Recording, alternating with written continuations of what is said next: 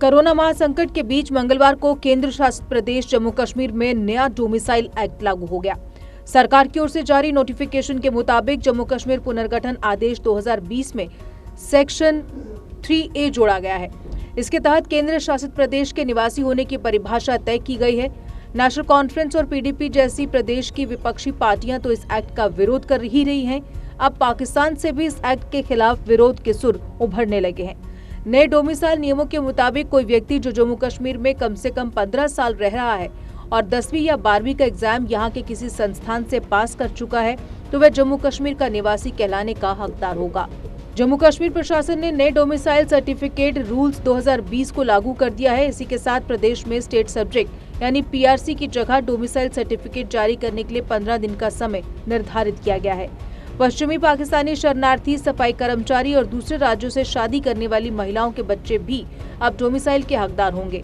इन सभी के लिए 15 वर्ष तक प्रदेश में रहने समेत अन्य श्रेणी की अनिवार्यता के नियम लागू होंगे। बीजेपी ने जम्मू कश्मीर में डोमिसाइल के नए नियमों को अधिसूचित किए जाने का स्वागत किया है।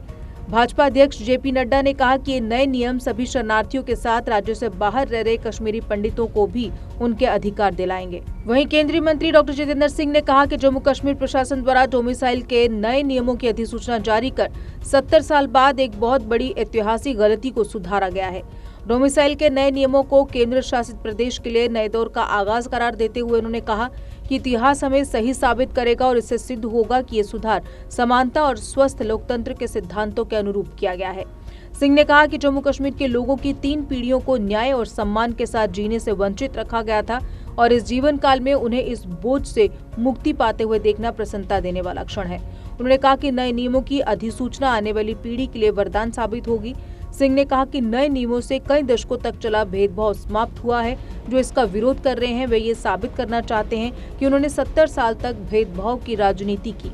सिंह ने कहा कि ये विडंबना थी कि जो IAS, IPS अधिकारी अपने जीवन के 30 से 35 साल जम्मू कश्मीर में काम करते थे, उन्हें सेवानिवृत्ति के बाद रहने के लिए प्रदेश के बाहर जाना पड़ता था। ये एक विसंगति थी जिसे सही किया जाना था और शायद ये ईश्वर की इच्छा थी कि जब नरेंद्र मोदी प्रधानमंत्री बने तभी ये कार्य संभव हुआ। दूसरी ओर नेशनल कॉन्फ्रेंस के प्रवक्ता ने कहा कि नए डोमिसाइल नियमों को जिस जम्मू कश्मीर पुनर्गठन एक्ट 2019 के तहत लागू किया गया है उसकी वैधता को सुप्रीम कोर्ट में कई याचिकाओं में चुनौती दी गई है। पार्टी ने कहा कि इस विभाजनकारी नियम को स्वीकार नहीं किया जा सकता है क्योंकि इसका मकसद ही घाटी में आबादी के संतुलन को बिगाड़ना है। हैरानी है कि भारत के इस आंतरिक फैसले से पाकिस्तान क्यों पूरी तरह बौखलाया हुआ है।